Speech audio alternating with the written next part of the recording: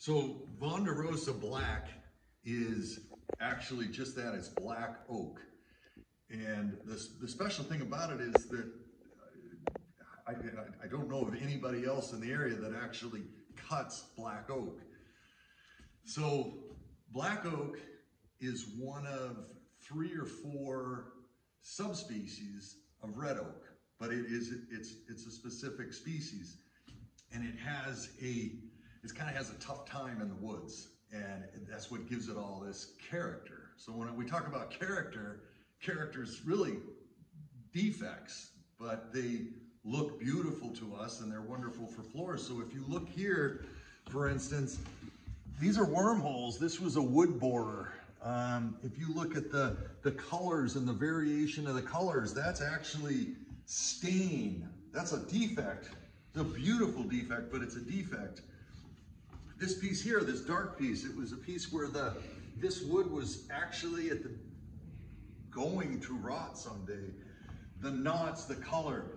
When I talk about the difference between it and red oak, which is also obviously in the red oak family, the red oak has that, I might say, that 70s feel of the cabinets, the red oak cabinets, that is just, it's red, it's porous.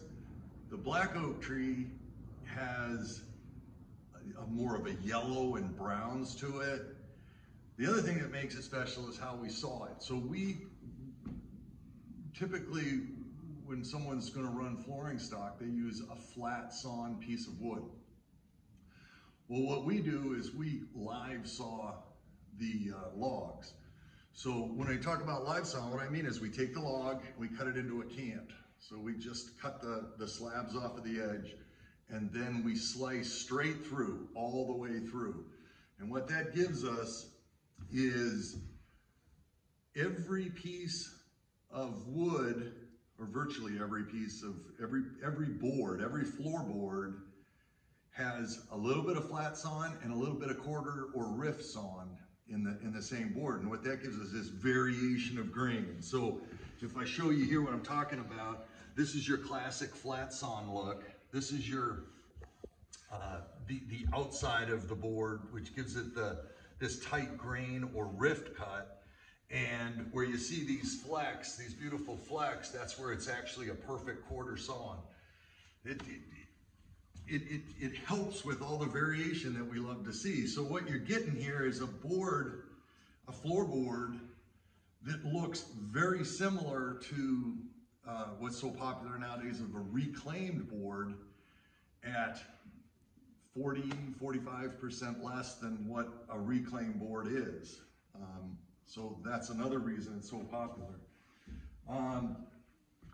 The other thing, this is the advantage of doing this live sawn cut, is that it actually helps the stability of the flooring. And when I say stability, I'm talking about the dimensional stability with regard to moisture. That's always a big question. People want a wide floor because of this beautiful look, very distinctive look, but they're wanting to minimize the seams in the floor itself.